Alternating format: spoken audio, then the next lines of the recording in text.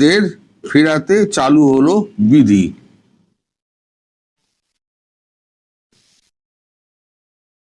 মানে এগুলো অনেক আগেই আমি বলেছিলাম, এখন ধীরে ধীরে কাগজে বেরোচ্ছে, তাই আমি এটা দেখিয়ে দিলাম যে আমার পূর্ব খবরের সত্যতা কতটা। তো যাই হোক, কয়েকজন আমায় লিখেছেন যে আপনি কি খবরের কাগজ পড়ে সাংবাদিকতা করেন? হ্যাঁ, বলেন না ভাই, আমি অনেক আগে এগুলো বলেছি, কিন্তু তখন আপনারা আমায় অনেক নামে দেখিয়ে দিয়েছিলেন। কিন্তু এখন যখন কাগজের সত্যতা বেরোচ্ছে, তখন সেই সত্যতা প্রমাণ করার জন্যই কাগজগুলোকে আমি দেখিয়ে দিই। আমি এই অবৈধ অনুপ্রবেশকারীর যে জন্য বিধি চালু হচ্ছে সেটাও বলেছিলাম, কাঁটাতারের বেড়া দেওয়ার জন্য জমি দেওয়া হবে, বিএসএফ এর ডিজিকে ডেকে পাঠানো হয়েছে সেটাও বলেছিলাম। এই দুদিন আগের ভিডিওতেই বলেছিলাম, নবান্নে ডাকা হয়েছে। তা আমি যেগুলো বলি একটু আগে বলি, পরে কাগজে বেরোয়। এই যে আমি বলছি ডিসেম্বরের মধ্যে শেখ হাসিনা ফিরবেন, এখন শেখ হাসিনা হঠাৎ করে এরকম কাগজে ইন্টারভিউ দিচ্ছেন কেন? আরো একটা খবর আপনাদের দিয়ে রেখে দিই, আগাম মনে করে রাখবেন, আমি আগাম দিচ্ছি আপনাদের। সেটা হচ্ছে বাংলাদেশ সংলগ্ন সমস্ত ভারতের আকাশপথ কিছুদিনের মধ্যে বন্ধ হয়ে যাবে। এটা কাঁটাতারের বেড়াটা কমপ্লিট হওয়া অবধি অপেক্ষা করবে, তারপরেতে এটিকে বন্ধ করে দেওয়া হবে। আগে নিজেদের প্রস্তুতিটা, ঘরের প্রস্তুতি শেষ করা হচ্ছে, তারপর যা হয় হবে। কি হবে তা আমি এখন বলতে পারবো না, আগাম আমি বলতে পারবো না, তবে কিছু একটা হবে, নইলে এত প্রস্তুতি কেন? এখন অনেকে আমায় লিখেছেন যে আকাশপথ বন্ধ হলে আপনাদের অসুবিধা হবে। আমাদের অসুবিধা একটাই, সেটা হচ্ছে ত্রিপুরা যাওয়া। এখন খবরটা পেলাম কি করে? এই উড়ো খবরটা আমার কাছে দুদিন ধরে ঘুরে বেড়াচ্ছিল। কালকে আমি ডিরেক্টর জেনারেল অফ সিভিল এভিয়েশনের এক বন্ধুকে ফোন করেছিলাম।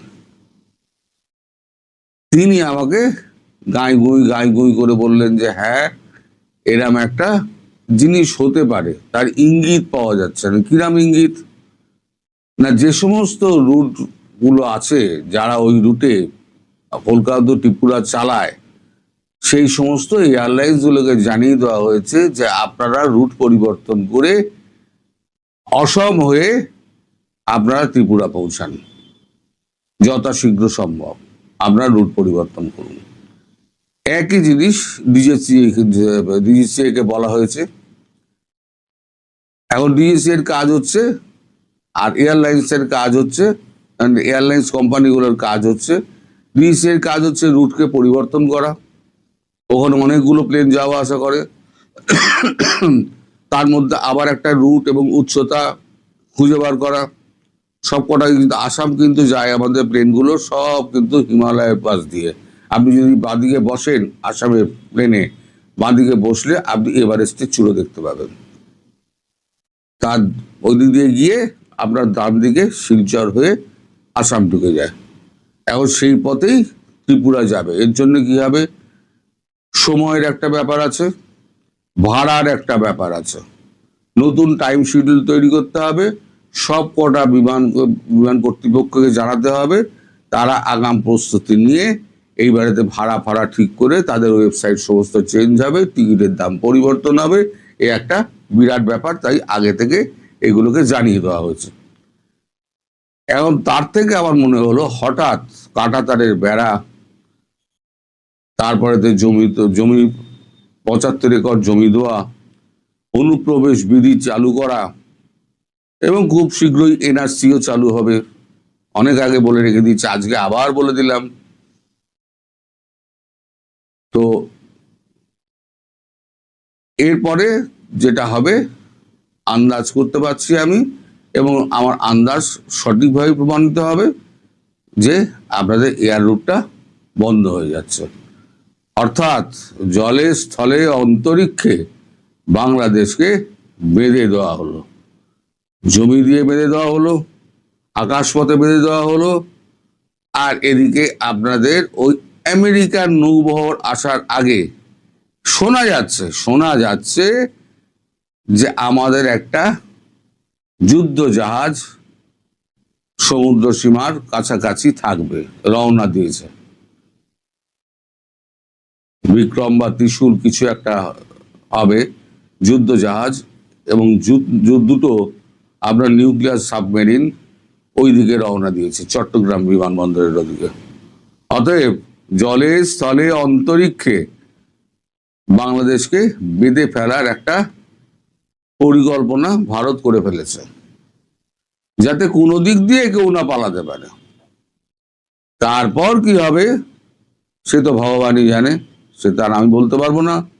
তবে এই ঘটনাটি যে ঘটতে যাচ্ছে সেটা আজকে আমি বলে রেখে দিলাম।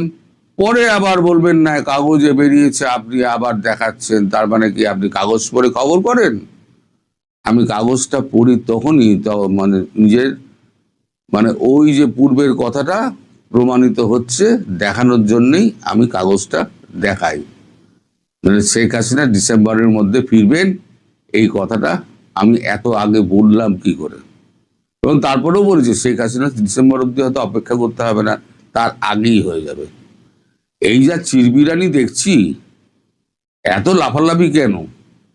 আমার দেশে আমি কাঁটাতারের বেড়া দিচ্ছি, তা বাংলাদেশের লোকেদের এত লাফালাফি কেন?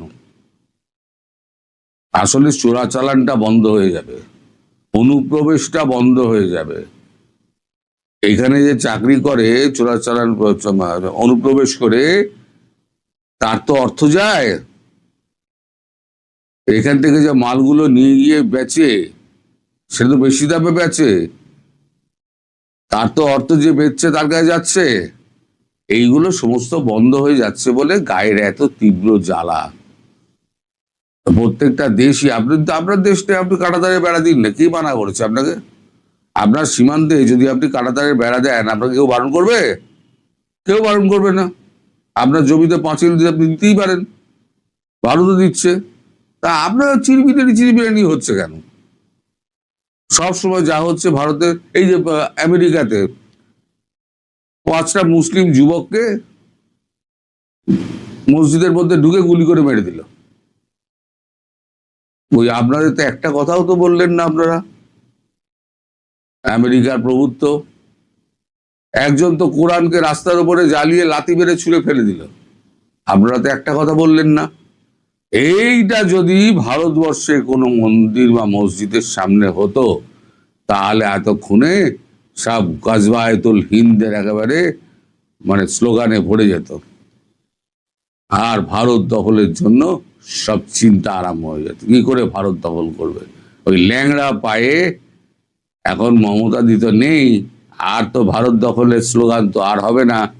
মমতা দিত এখন তো শুধু আর কদিনের বাদে দেখবে শুধু বোর্ডটা আছে, আর দুজন বসে আছে, মমতা বন্দ্যোপাধ্যায় যদি বাইরে থাকে, অভিষেক বন্দ্যোপাধ্যায় যদি বাইরে থাকে, আর সুব্রত বক্সী। নইলে একা সলতে জ্বালিয়ে সুব্রত বক্সী ওই বোর্ডটির নিচে দোকান খুলে বসে আছে, আর কিছু থাকবে না।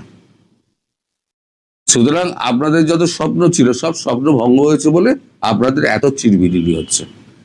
আসল স্বপ্ন ভঙ্গ হবে কিন্তু কদিন বাদে। কদিন বাদে বুঝবেন কত ধানে কত চাল। নরেন্দ্র মোদী, তাকে কখনো আপনি ভাববেন না সে অত্যন্ত সহনশীল। সে সুযোগ দেয়, দেখতে দেখতে দেখতে দেখতে এক সময় এমন পেটানি দেবে, আর 100 বছরের মধ্যে আপনারা না যুদ্ধের নাম ভুলে যাবেন। যুদ্ধ কি জিনিস দেখেননি তো? আমি বারবার বলি, একবার যুদ্ধ প্রত্যক্ষ করলে আর দুর্ভিক্ষ অনুভব করলে, তাহলে বুঝতে পারবে